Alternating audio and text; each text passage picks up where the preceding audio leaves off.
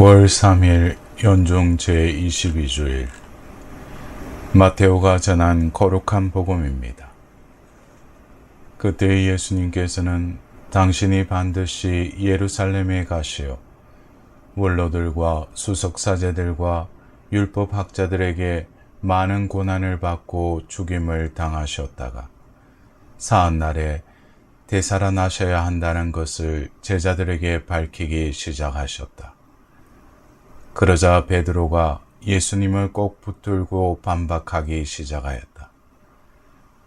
맙소사 주님, 그런 일은 주님께 결코 일어나지 않을 것입니다. 그러나 예수님께서는 돌아서서 베드로에게 말씀하셨다. 사탄아, 내게서 물러가라. 너는 나에게 걸림돌이다. 너는 하나님의 일은 생각하지 않고 사람의 일만 생각하는구나. 그때 예수님께서 제자들에게 말씀하셨다. 누구든지 내 뒤를 따라오려면 자신을 버리고 제 십자가를 지고 나를 따라야 한다.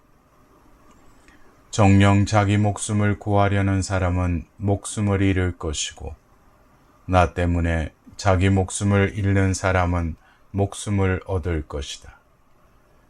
사람이 온 세상을 얻고도 제 목숨을 잃으면 무슨 소용이 있겠느냐? 사람이 제 목숨을 무엇과 바꿀 수 있겠느냐? 사람의 아들이 아버지의 영광에 쌓여 천사들과 함께 올 터인데 그때에 각자에게 그 행실대로 갚을 것이다. 사랑하는 형제 자매 여러분, 오늘은 연중 제22주일입니다.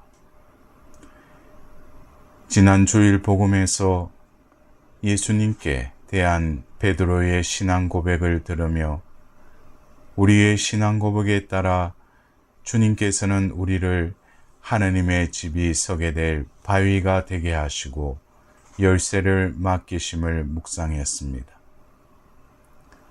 그런데 오늘 복음에서는 그 베드로가 사탄으로 추락하는 충격적인 말씀이 이어집니다. 추락의 이유는 하나님의 일은 생각하지 않고 사람의 일만 생각하는 것이었습니다.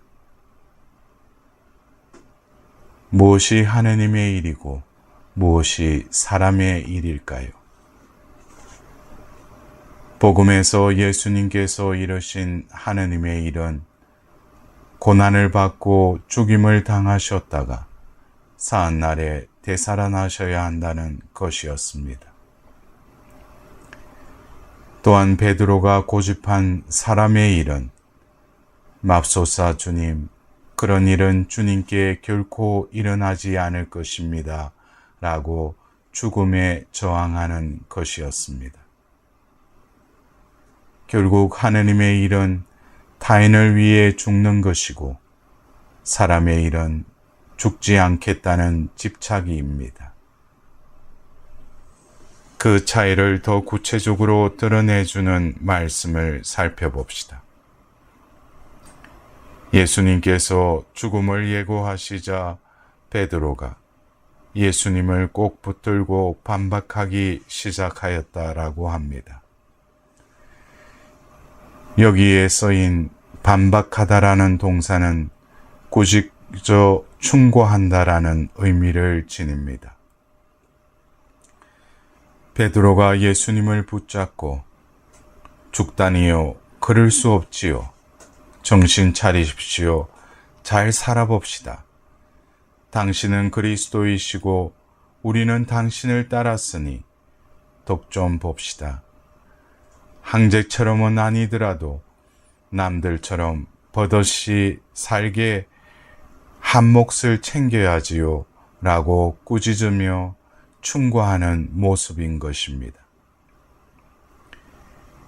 여기서 예수님은 바로 자신을 알고 고백하였지만 당신이 가시는 길은 따르지 못하는 인간의 한계를 보게 됩니다.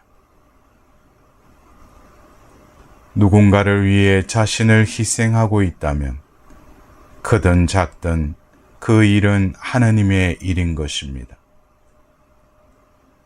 이웃을 위한 봉사에 시간을 내어주는 작은 일이 바로 하느님의 일이고 십자가인 것입니다.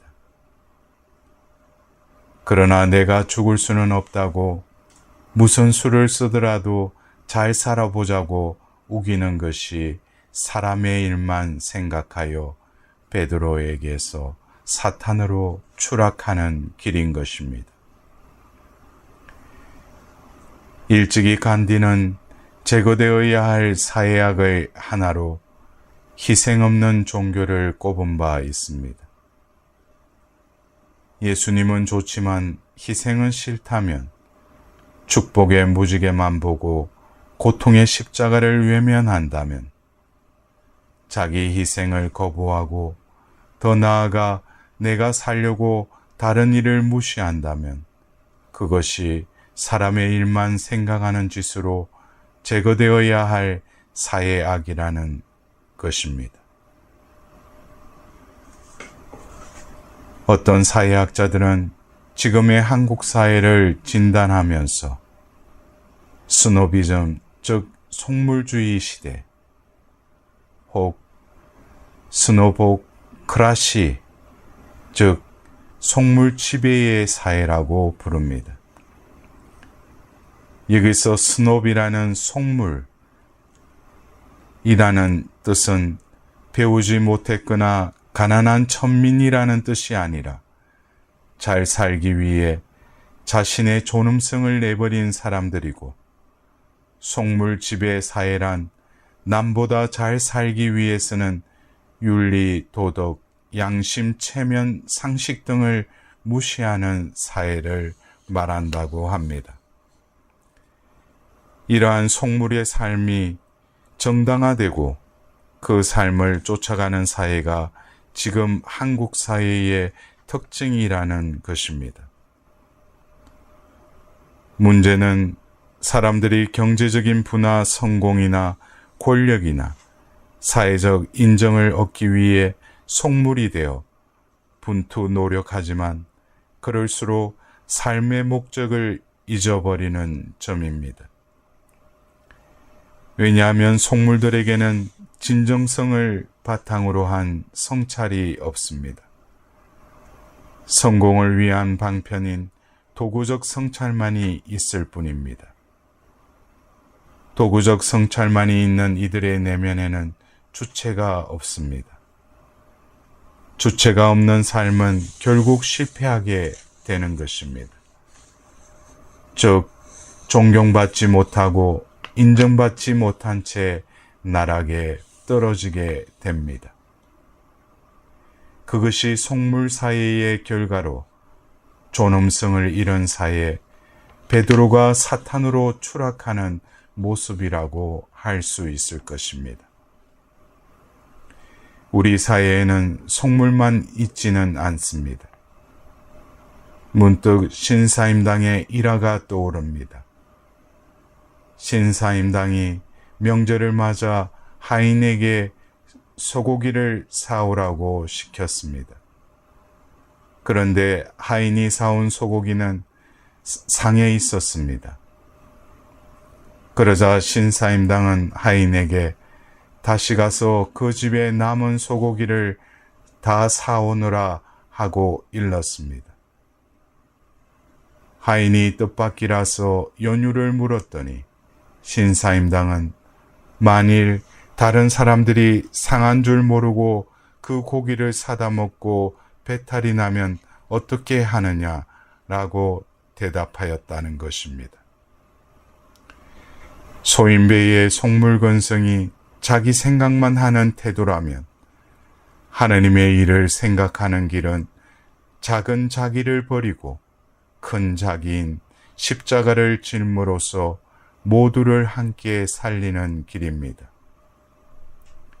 위대한 인물만 가는 길이 아니라 아무리 작아도 자기 이익보다 남의 생각을 먼저 하여 양보하고 용서하고 격려하는 일이 하느님의 일인 것입니다. 아무리 보잘것없더라도 자신을 희생하는 이의 삶은 거룩한 삶인 것입니다.